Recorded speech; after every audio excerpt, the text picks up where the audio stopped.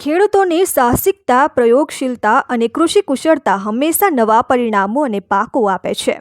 સફરજન આમ તો હિમાચલ પ્રદેશ જેવા શીત પ્રદેશનો પાક છે. એનો ઉછેર ગુજરાતના ગરમ વાતાવરણમાં કરવાનો વિચાર પહેલી દ્રષ્ટિએ અચરજ પમાડે છે. ત્યારે અંકલેશ્વર તાલુકાના અંદાળા ગામના પ્રગતિશીલ ખેડૂત શશિકાંત પરમાર પોતાના ખેતરમાં અન્ય ખેતીની સાથે સફરજનની ખેતી કરવાનો વિચાર કર્યો.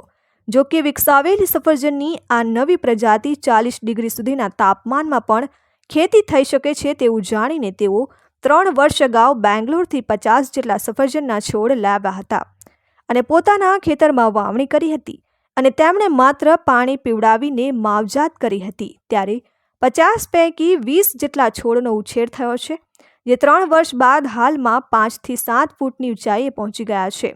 આ છોડવા પરિપક્વ થઈ જતા હાલમાં આ સફરજનના છોડ ઉપર ફૂલ અને પછી ફળ બેઠા થયા. ત્યારે તેમને આનંદ સાથે આશ્ચર્ય થયું અને પ્રયોગ સફળ થવાનો વિશ્વાસ બંધાયો છે. હાલમાં દરેક છોડ ઉપર સફરજનનો પાક લહેરાઈ રહ્યો છે. ત્યારે શશિકાંત પરમારે કરેલ સફરજનની સફળ ખેતીને અન્ય ખેડૂતો પણ જોવા માટે આવી રહ્યા છે અને માર્ગદર્શન મેળવી રહ્યા છે. શશિકાંત બી પરમાર મારું નામ, હું અંદાણાનો રહેવાસી છું ને મેં અલગ અલગ પ્રકારની ખેતી કરું છે.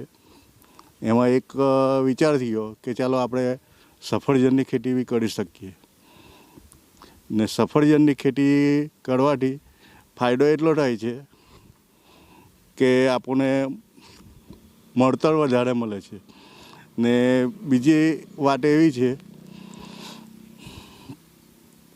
કે આ જે સફરજનને પાણીની જ જરૂર છે વધારે ને ઠંડો પ્રદેશ, પણ આપણે એવું ગુજરાતમાં અત્યારે ઘણી જગ્યાએ કોઈ જગ્યાએ ઠંડક બી રહી છે, કોઈ જગ્યાએ ગરમી બી રહી છે.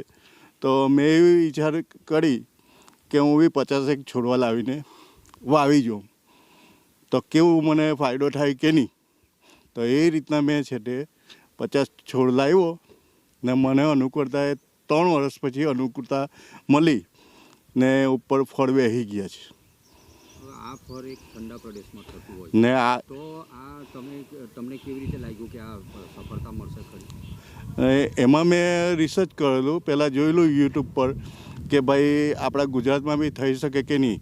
તો જો કચ્છમાં કોઈ પકવતો હોય સફરજન તો આપણા ગુજરાતમાં અહીંયા અંકલેશ્વરમાં કેમ નહીં પાકે?